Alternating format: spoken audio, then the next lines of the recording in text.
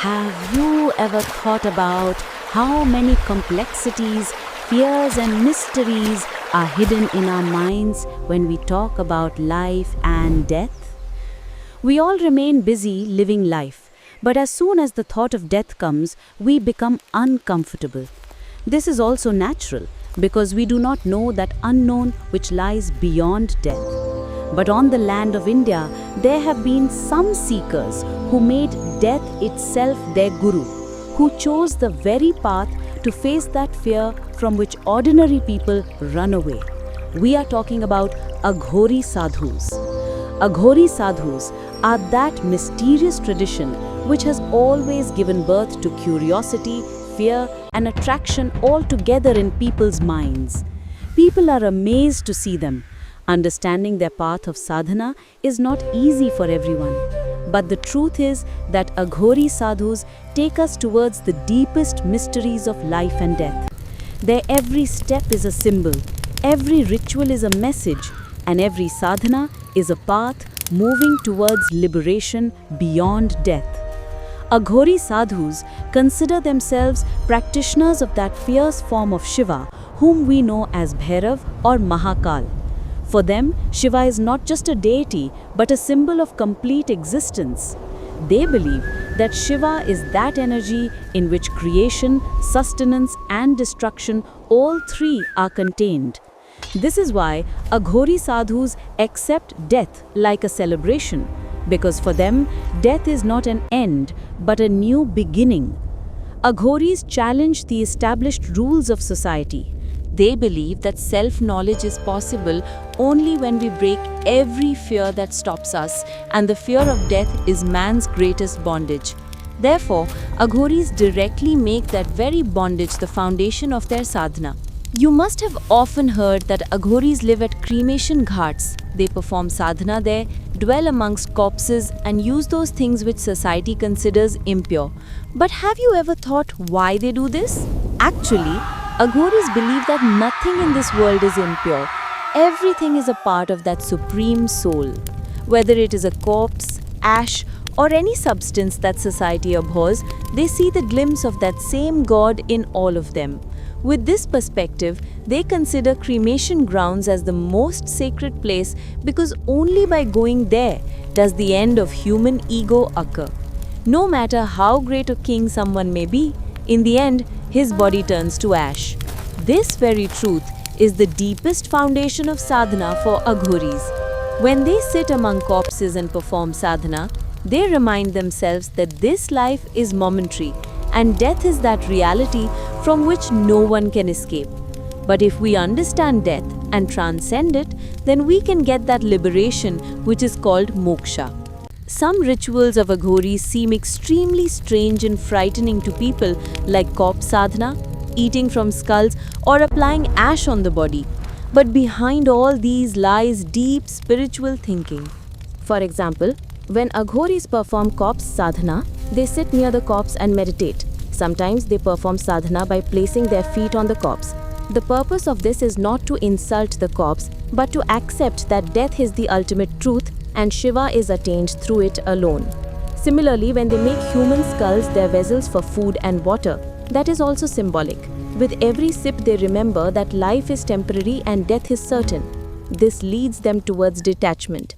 Applying ash onto body also gives the same message, that everything has to turn to ash in the end. So abandon ego and attachment now. There is another great mystery in the sadhana path of Aghoris about which people ask the most questions, and that is the consumption of human flesh.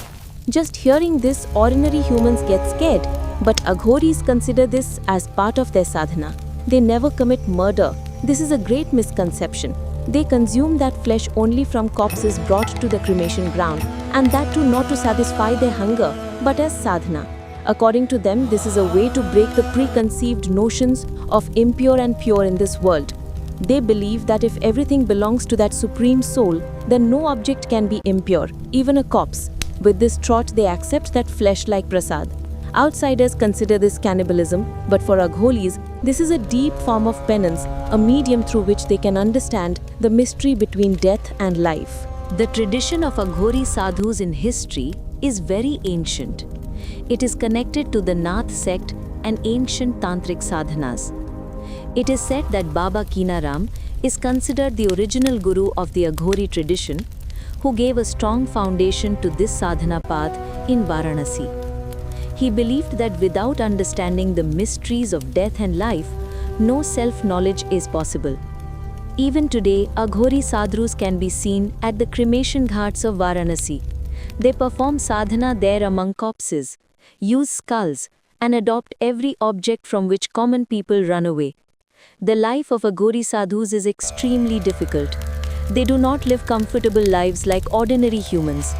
They consider cremation grounds as their home, do not worry about food, often take food and water from skulls only.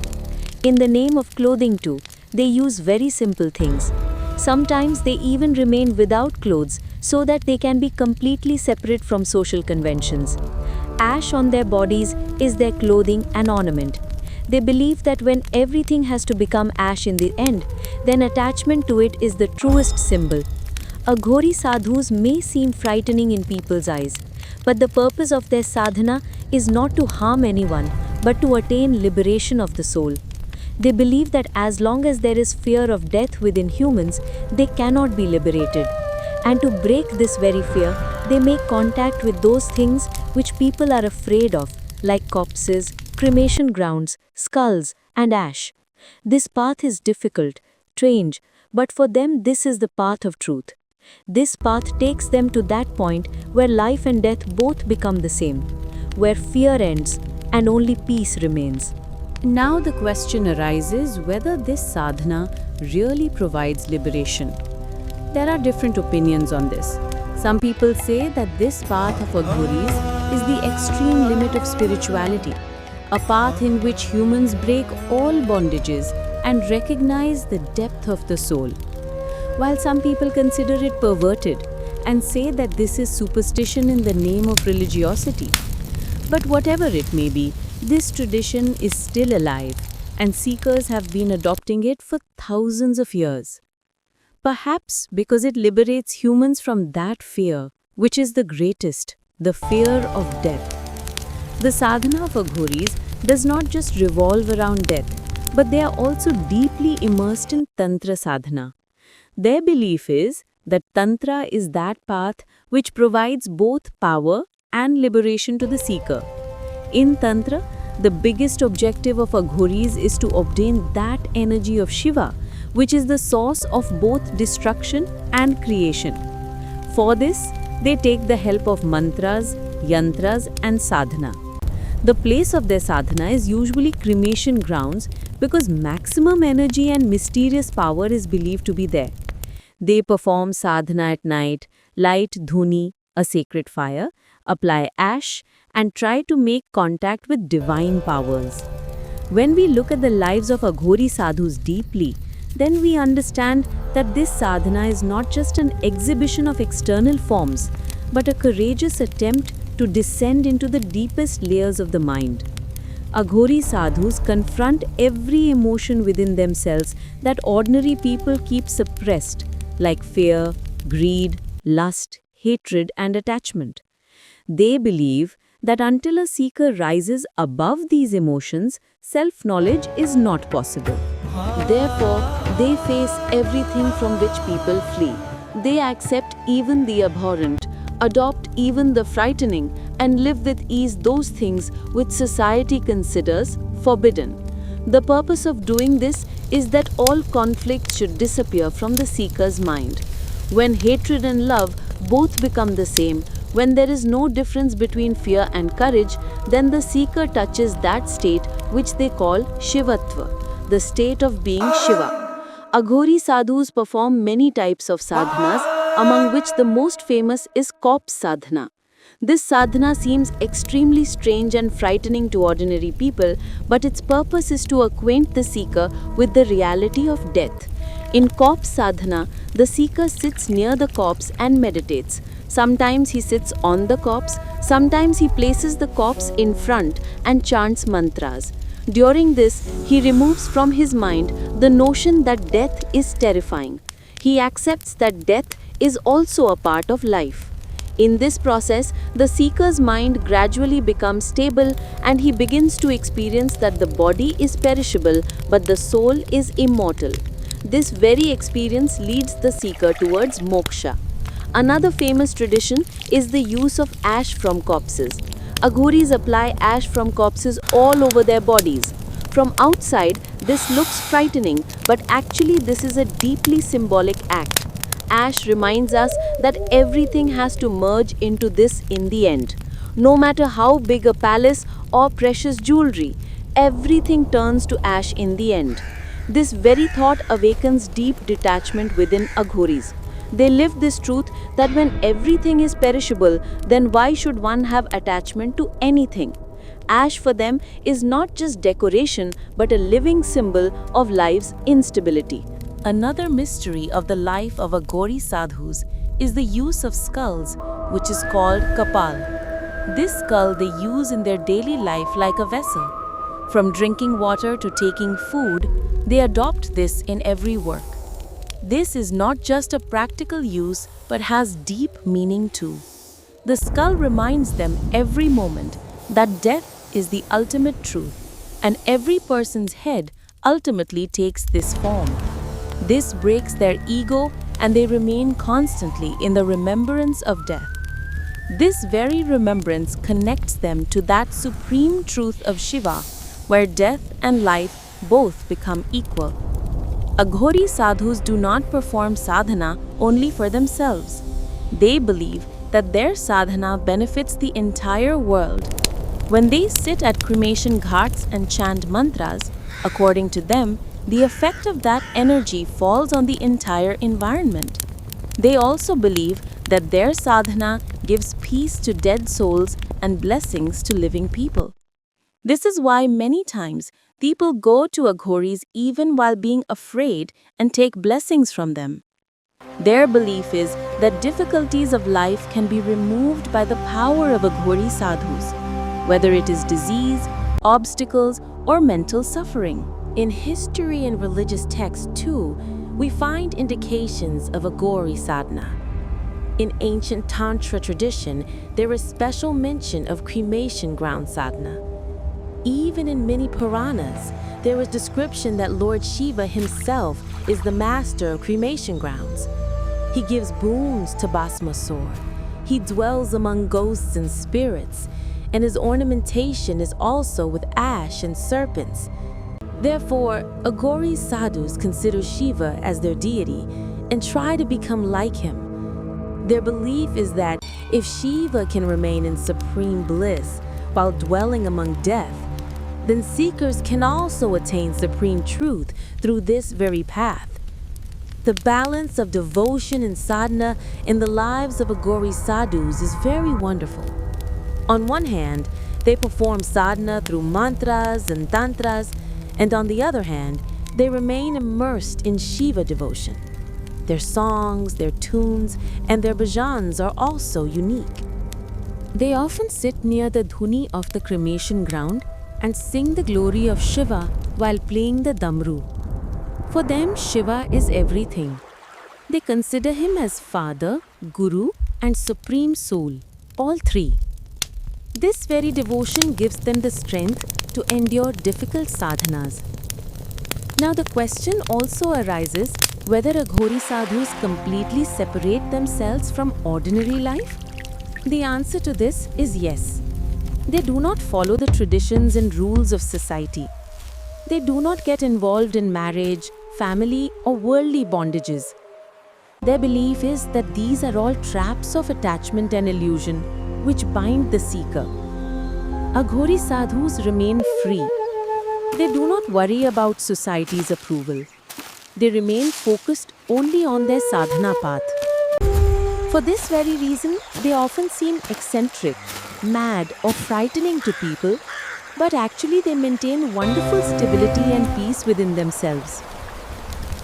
There is also a prevalent notion about Aghoris that they possess supernatural powers. Many people believe that through their sadhana, they attain siddhis, spiritual powers. These siddhis give them extraordinary abilities like knowledge of the future, removing diseases, or eliminating someone's obstacles. Although Aghori sadhus themselves do not give importance to these powers, their main objective is moksha. But people around them see these as miracles. This is why sometimes the reputation of Aghori sadhu spreads throughout the region and people come from far and wide to have their darshan. If we look at the philosophy of Aghori sadhus from a philosophical perspective, then we understand that their entire life is sadhana of understanding death and going beyond it. They believe that fearing death is life's greatest bondage, and when this bondage breaks, then the seeker gets complete freedom.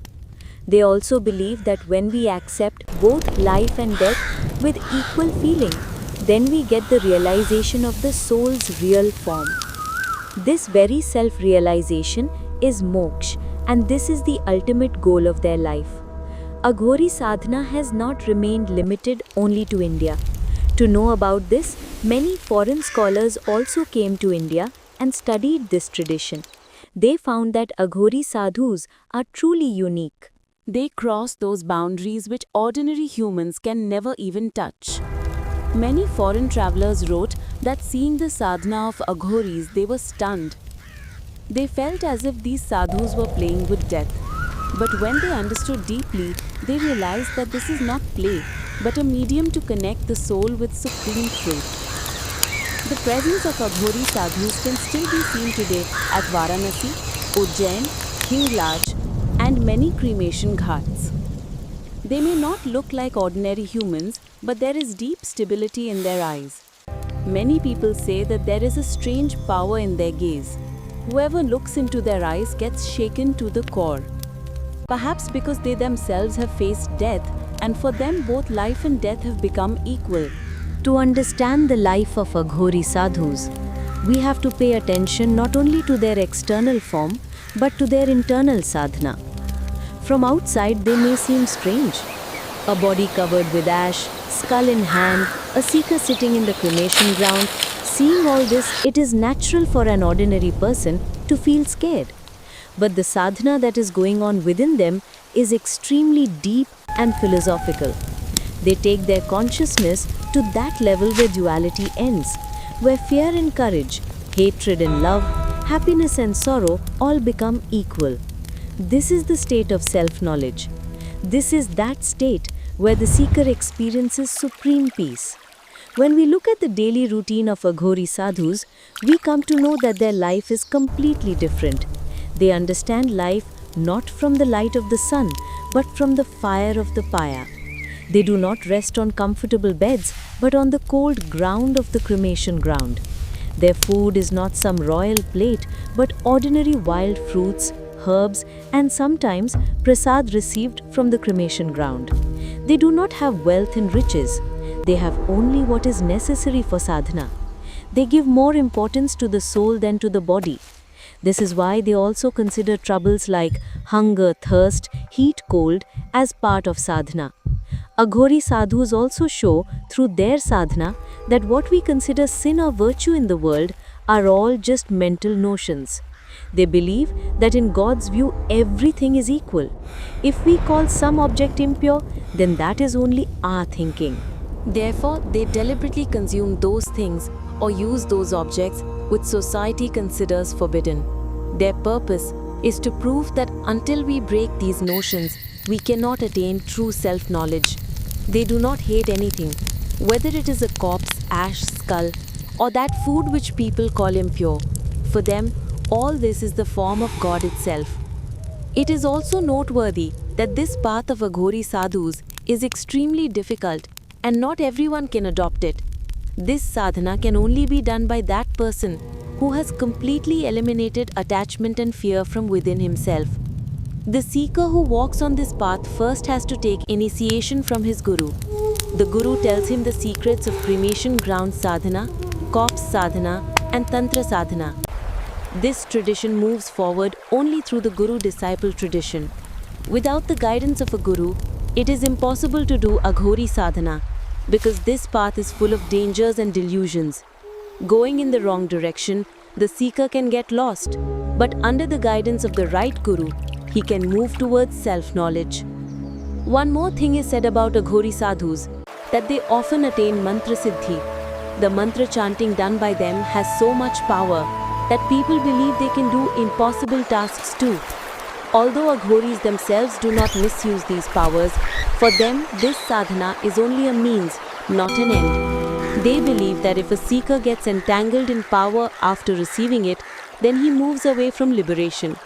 Therefore, they do not get attached to siddhis even after attaining them.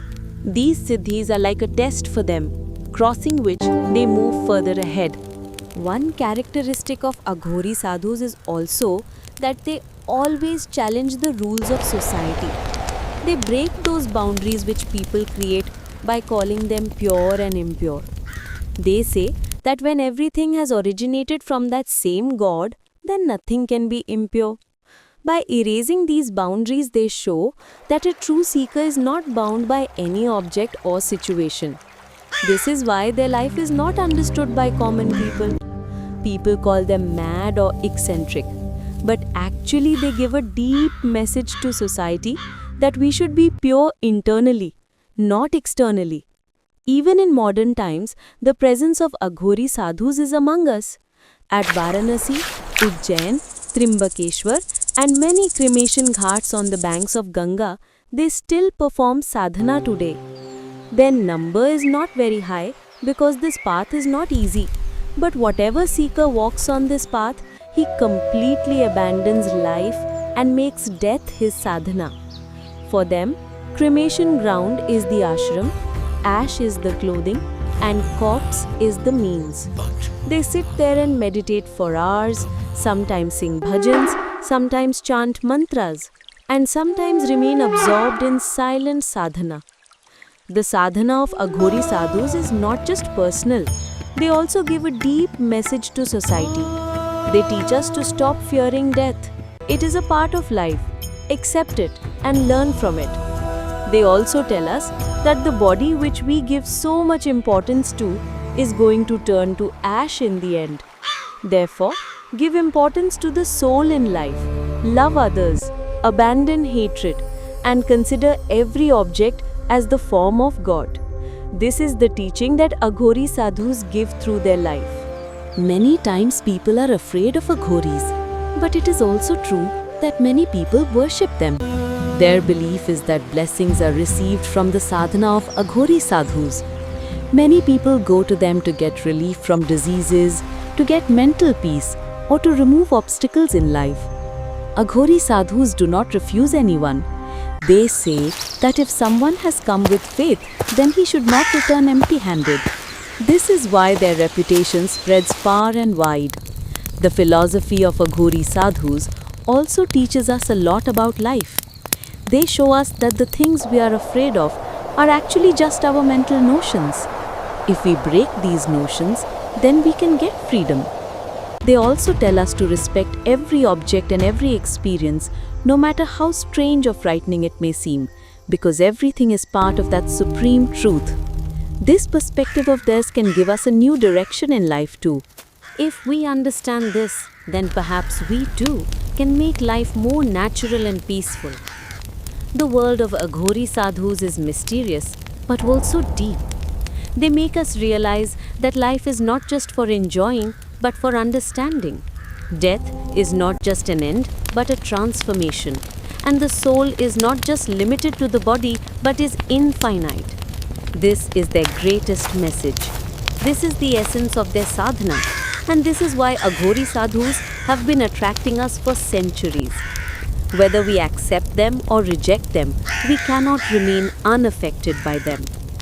When we look at the sadhana of Aghori sadhus deeply, we realize that their path is not just frightening or mysterious, but a path that demands immense courage and patience. No ordinary person can adopt this life, because this life is completely based on renunciation. They are neither connected to family nor to the traditions of society. Neither do they worry about wealth and riches, nor about comforts and conveniences. Their purpose is only and only the liberation of the soul and attainment of supreme truth. For this very reason, their life is spent in cremation ghats, among corpses, and in heaps of ash. For them, cremation ground is not just a symbol of death, but a reminder of life's greatest truth. When a seeker sits in the cremation ground and meditates, every moment he realizes that the body is ephemeral. It can end any time. This realization frees him from ego. Aghori sadhus choose cremation grounds because only there do they get the opportunity for the deepest sadhana. The mystery of life is hidden only in the midst of death, and only by seeing death does a seeker become fearless. It is said that Aghori sadhus perform corpse sadhana, in which they sit on the corpse or meditate keeping the corpse in front. This seems strange and frightening to common people, but actually this sadhana frees the seeker from the fear of death. When he sees the corpse, he understands that this is his future too. The body is just clay, the soul is immortal. This sadhana takes him away from attachment and illusion and leads him towards self-knowledge. Aghori sadhus also believe that every object, every experience, and every situation in the world has God's presence. They do not consider anything impure or unclean, whether it is a corpse, ash, meat, or alcohol. For them, all these are forms of God only. They deliberately use those objects which society considers forbidden so that they can prove that a true seeker is not bound by anything.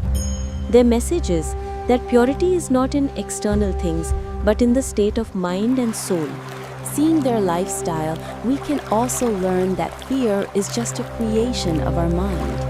The things we are afraid of can actually teach us life's greatest lesson.